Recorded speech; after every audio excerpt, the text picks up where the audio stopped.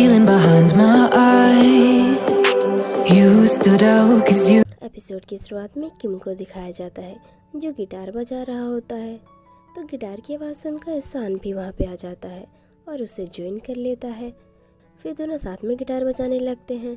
तभी सान उससे कहता है कि तुम्हारा शुक्रिया कि मैं तुम्हारे कारण यहाँ पे इतनी यादें बना पाया। तो ये सुन किम भी उसे सभी चीज़ों के लिए शुक्रिया बोलता है। फिर सीन आगे बढ़ता है। पाई सान को देखता है और उससे कहता है कि तुम अब कैसे हो, क्या तुम अब ठीक हो? तो सान कहता है कि हाँ मैं ठीक हूँ। तभी वो किम को देखकर उससे कहता है कि क्या कोइंसिडेंस है, तुम मुझे यहीं पे मिल गए। तो किम कहता है कि क्या सच में? मुझे तो नहीं लगता है। चलो सान जल्दी से यहाँ आ जाओ, ये बोल वो जाने लगता है। तो सान भी पाई को बाय बोलते हुए वहाँ से निकल जाता है। तो किम उसे प्लांट पकड़ाने लगता है तो वो उसे पकड़ लेता है। फिर दोनों वहाँ से रवाना हो जाते हैं। थोड़ी देर बाद वो सान के घर के आगे पहुँच जाते हैं। तो सान किम को ज़्यादा फास्ट ड्राइव करने के लिए डांटने लगता है। तो किम कहता है कि वो तो मैं आज शांत था इसलिए मैं फास्ट ड्राइव कर रहा था। तो सान कहता है कि फिर तुम गुस्से में रहा करो ताकि तुम स्लो ड्राइव कर सको, वरना किसी दिन तो तुम मुझे ऊपर ही पहुंचा दोगे सीधा। ये बोलकर वो बाहर निकलता है। तो किम भी कार से बाहर निकलता है और उससे कहता है कि अगर कोई मदद चाहिए हो तो ज़रूर बताना। तो सान कहता है नहीं, तुम्हारा शुक्रिया पूछने के लिए। ये बोल वहाँ से जाने लगता है। तभी किम को याद आता है कि वो तो प्लांट लेना ही भूल गया। तो वो उसके पीछे भागने लगता है। जहाँ सान तो लिफ्ट से ऊपर जा रहा होता है, लेकिन वो सीढ़ियों से उसका पीछा करते हुए उसके पीछे पीछे जाने लगता है। लेकिन सान का अपार्टमेंट तो 25वें फ्लोर पे होता है और इतनी सीढ़ियाँ चढ़ चढ़ कर किम की हालत ख़राब हो जाती है। फिर जैसे ही लिफ्ट का डोर ओपन होता है सान किम को देखता है तो उसे देखकर कहता है कि तुम यहाँ क्या कर रहे हो और इतनी जल्दी यहाँ कैसे पहुँच गए? कहीं ये लिफ्ट ख़राब तो नहीं हो गई है ना? तो किम कहता है कि भाग के ही आऊँगा और क्या, मैं एलियन थोड़ी हूँ जो कहीं से टपक जाऊँगा। तो सान कहता है कि लेकिन क्यों? तभी किम पौधों की तरफ इशारा करता है।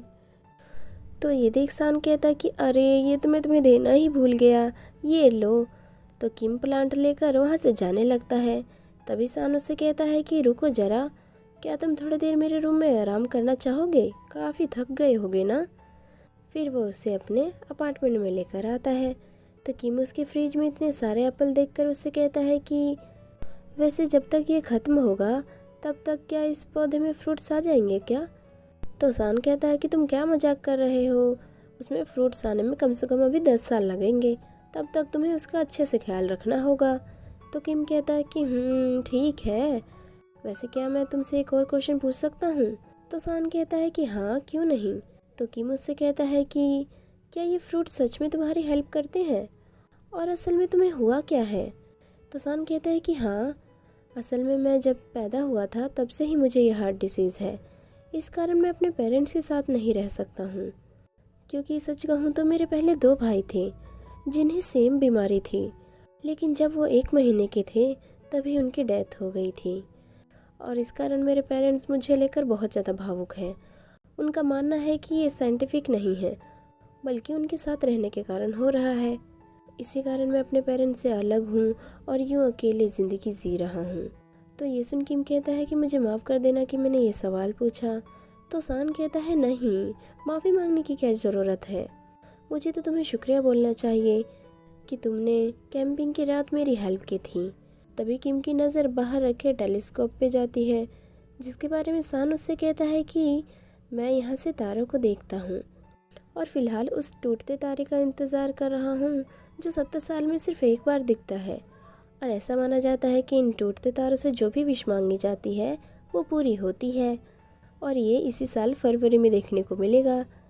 वैसे तुम क्या विश मांगोगे? तो किम कहता है कि मुझे तो सेलिस रिप्रेजेंटेटिव कंपटीशन में ज्वाइन होना है। वैसे तुमने क्या मांगा है? तो सान कहता है कि अगर मैं बता दूंगा तो मेरी विश कैसे पूरी होगी? तभी किम मुझसे कहता है कि कितना अजीब है ना, हम इस डिजिटल एरिया में रहते हैं लेकिन फिर भी तुम इसमें विश्वास करते हो। इधर पाए को दिखाया जाता है जहाँ पे उसका ओनर उससे कहता है कि तुम्हारे जाने के बाद मेरी ज़िंदगी बड़ी मुश्किल हो जाएगी, क्योंकि आजकल तुम्हारी तरह कोई अच्छा एम्प्लॉय मिलता कहाँ है, सारे कामचोर और आलसी होते हैं। वैसे क्या तुम यहाँ से जल्दी जाने वाले हो? तो पायो कहता है कि हाँ जाना तो पड़ेगा ही, मेरा ग्रेजुएशन भी कंप्लीट हो चुका है और मुझे आगे अपने करियर पे फोकस भी करना है, साथ में खुद का और अपने डैड का ख्याल भी रखना है। तो कहते हैं कि हाँ हाँ मैं समझता हूँ, कंप्लेन थोड़ी कर रहा हूँ। वैसे ये छोड़ो और जल्दी करो, मैं आज तुम्हारे लिए पार्टी अरेंज करूँगा। ये बोल वो वहाँ से चले जाते हैं। तभी पायो को किसी कस्टमर की आवाज़ आती है, जिसे सुन वो कहता है कि रेस्टोरेंट बंद हो चुका है। लेकिन जैसे वो पीछे मुड़ता है वो देखता है वहाँ पे तो बेबू आई हुई है। थोड़ी देर बाद वो दोनों बात करते हुए नजर आते हैं, जहाँ बातों ही बातों में बेबू से कहती है कि मैंने पहले ही सोच रखा था कि मैं तुमसे क्या कहूँगी, लेकिन जब बोलने का समय आया तो मेरी जुबान पे एक भी शब्द नहीं आ पा रहा है और मैं बोल नहीं पा रही हूँ तुमसे।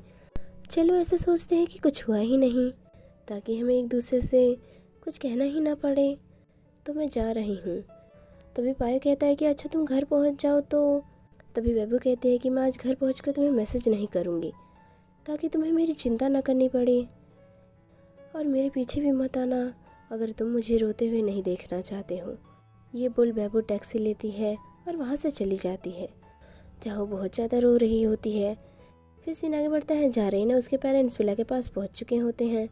तो उसके डैड उस विला के केयर टेकर, जिसका नाम सोमकीद होता है, उससे सबको इंट्रोड्यूस कराते हुए कहते हैं कि ये डॉक्टर सुकवान है, हमारी मेजर शेयर होल्डर, और ये मेरा बड़ा बेटा रेन है। तो सोमकीद कहता है कि आपका इस विला में स्वागत है। फिर वो उन सभी को अंदर लेके जाता है। विला को देखकर रेन के डैड कहते हैं कि ये विला तो तस्वीर से भी ज़्यादा सुंदर है। फिर वो सभी आसपास की चीज़ें देखने लग जाते हैं।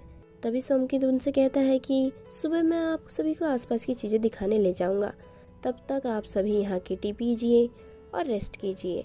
तभी डॉक्टर सुकवान विला की बहुत तारीफ करती हैं और रेन के डैड से कहती हैं कि आपकी चॉइस काफ़ी अच्छी है, और रेन तुम्हें भी बिल्कुल अपने डैड जैसा ही बनना है।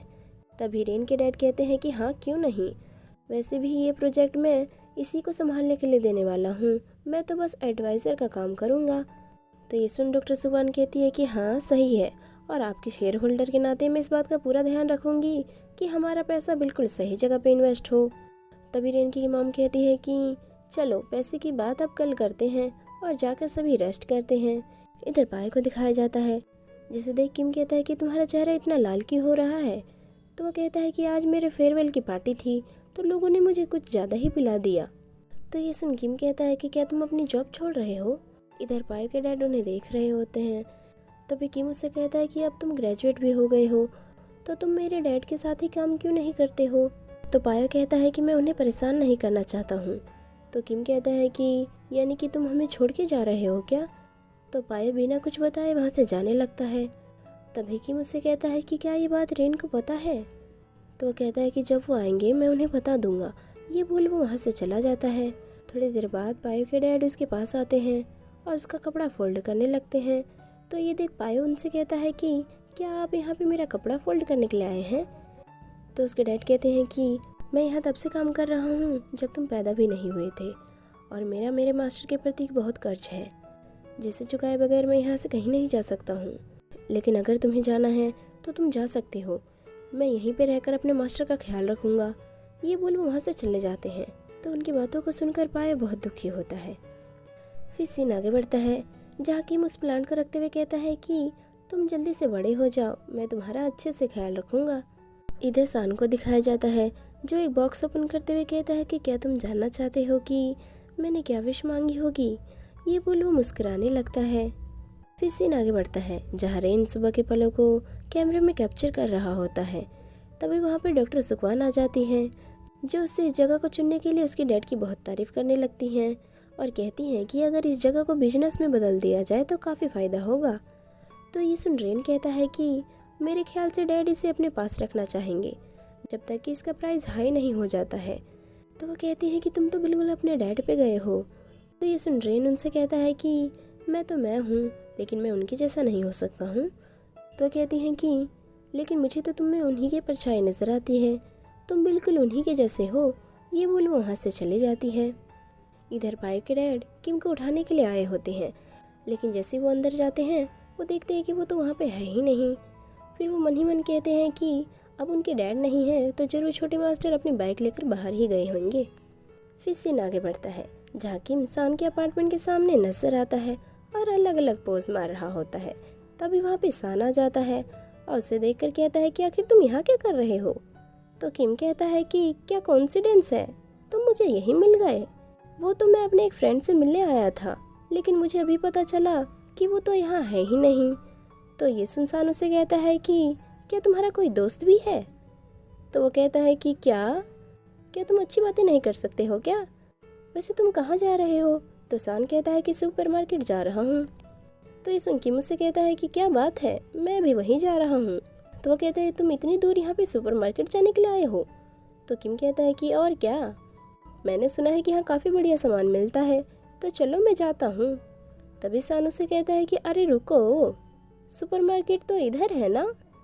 तो वो कहता है कि ओह क्या सच में, वो काफ़ी दिन हो गए हैं ना यहाँ आए हुए, इसलिए शायद मेरी याददाश्त कमज़ोर हो गई है।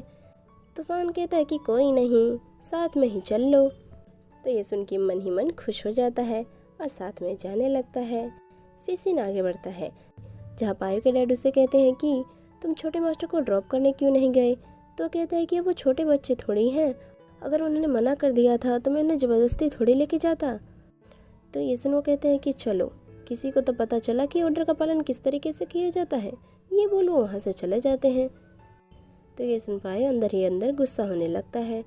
फिर थोड़ी देर बाद का सीन दिखाया जाता है जहाँ रेन की मॉम सुबह का इतना सुंदर नज़ारा देखकर कहती हैं कि इतना सुंदर दृश्य तो मैंने आज तक नहीं देखा। तभी सोमकेत कहता है कि हाँ, ये विला अपने आप में एक छोटा सा टाउन है, यहाँ फल फ्रूट सब्जियाँ पानी बिजली सभी की व्यवस्था है, यहाँ तक कि यहाँ पे एक घोड़े का अस्तबल भी है। तो ये सुन रेन कहता है कि क्या यहाँ पे एक घोड़े का अस्तबल है, अगर मशीन यहाँ पे होता तो सबसे पहले वो वहीं पे जाता, क्योंकि उसे हॉर्स राइडिंग जो बहुत पसंद है। इधर किम और सान सुपरमार्केट में आए होते हैं जहाँ किम सान से कहता है कि तुम क्या खरीदने वाले हो। तो सान कहता है कि चलो देखते हैं, वैसे तुमने कुछ खाया क्या। तो कहता है नहीं। तो सान कहता है कि चलो फिर कुछ खाने बनाने के लिए ही खरीद लेते हैं, जिसे हम मेरे रूम में बनाकर खा सकें। वैसे तुम्हें क्या क्या पसंद है।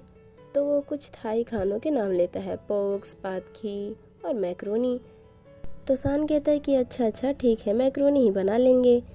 तभी वहाँ पे पाई आ जाता है। तो उसे देख किम कहता है कि इस बार तो तुमने ज़रूर प्लानिंग की होगी, ये कोई कोइंसिडेंस नहीं हो सकता है। तो पाई सान से कहता है कि क्या तुम पैच के साथ नहीं गए क्या, उसने तो कहा था कि वो तुम्हारे साथ ही बाहर जाने वाला है। चलो अच्छा है, इससे तुम दोनों एक दूसरे को जान भी लोगे। तभी किम उससे कहता है कि तुम उसे यहीं पे क्यों नहीं बुला लेते हो, मैं सान के घर उसके लिए और खाना बना दूंगा।